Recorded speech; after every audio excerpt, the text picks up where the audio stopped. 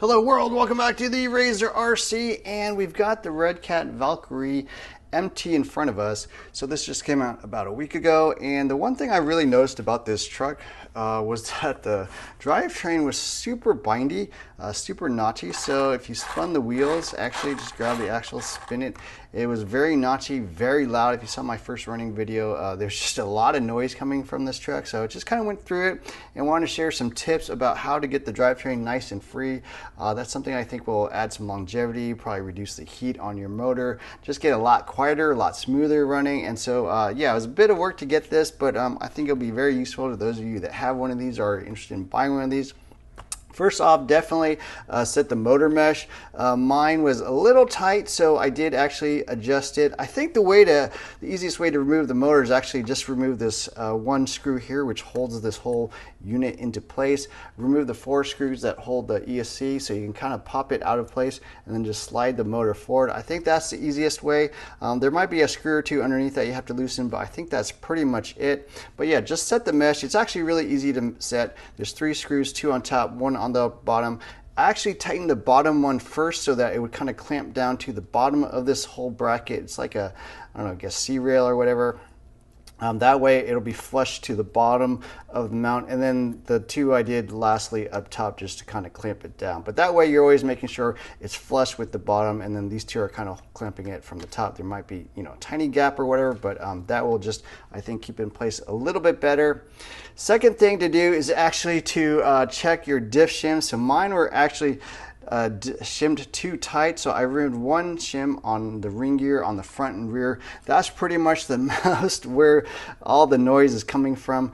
That is going to be a bit of work, I will have to admit.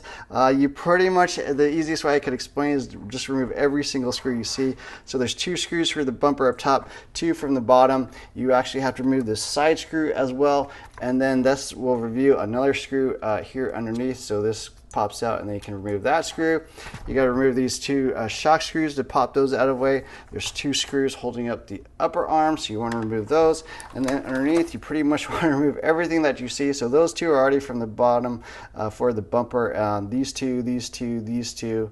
I think that one you can keep in place. Not 100% sure, I believe. But anyways, if you remove all those screws, then you can actually pop off the top half of this thing and get to the diff inside. So on the diff itself, yeah, it's again somewhat complicated. There's actually a little set screw here on the drive shaft here. So it's a 5/100ths or 50/100ths SAE screw. So you got to remove that, and then that basically pinches this pin here that I had to press out basically with a punch. So I used a punch to push that little pin out once you got that set screw out. It can be somewhat difficult. Then you've got another 2mm Allen wrench that you can get access to on the diff outdrive itself, and then that way you can actually remove those.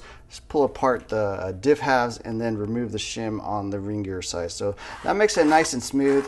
It is very, that's pretty much where all the extra noise comes from. And then when you tighten down the basically the clamp that holds the shim in the diff in place, just make sure it's snug but not like crazy tight.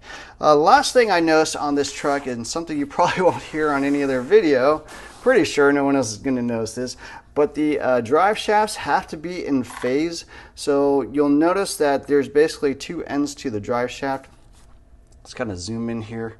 There's basically one end here.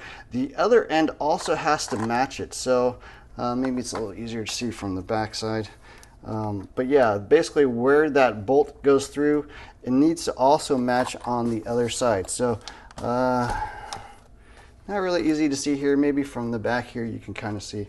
But yeah, that bolt and that bolt on the other side, they should be in phase is what it's called. So they should be matching left and right. That way, when these things actually articulate and when they're actually spinning, they are actually running at a constant velocity. If they're out of phase, then they will actually spin at slightly different rates. One side will kind of accelerate, and the other one will kind of lag, and then it'll accelerate, and it won't have that nice smooth rotation, nice even rotation that you would expect. These are basically universal joints on both ends, and without that, you don't get the constant velocity. Traxxas drive shafts, and granted, armored drive shafts and stuff are actually mated so they only go in a certain way. You can only fit them so that they're in phase.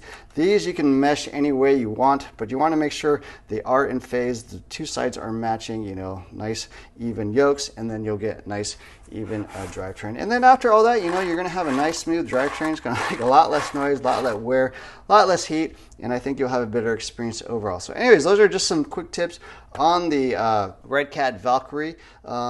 I did have an issue with one of the shocks. I'm waiting on that replacement part, but I thought this would help you out. Don't forget to hit the like, share, subscribe buttons. Look for more videos soon. Thanks for watching.